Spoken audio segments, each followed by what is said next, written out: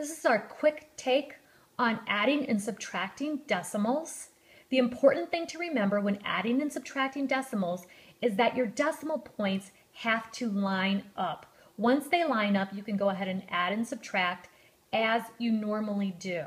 And remember that the decimal point will then in the answer be in the same spot that it is in the actual equation. So let's look at this first example. If you were looking at a word problem, you might note that you need to add the two numbers 2.14 and the whole number 5 together.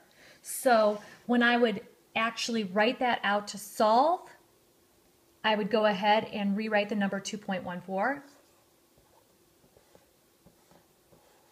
But then the problem is, where am I going to put that 5?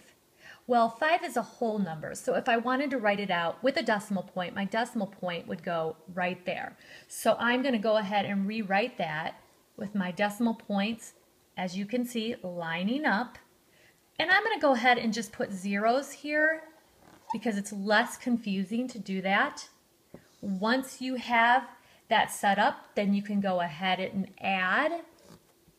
And my decimal point, again, is going to go in the same spot in my answer. So there's my answer, 7.14. Let's go ahead and look at another example.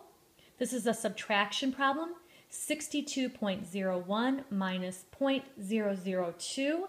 So I'm going to write down my first number, 62.01. And I'm subtracting 0.002, so I'm going to find where that decimal is, 0.002. And again, I'm going to go ahead and fill in zeros where I don't have numbers, just because it makes it easier for me. And then whatever my answer is, that decimal point is going to be in the same spot.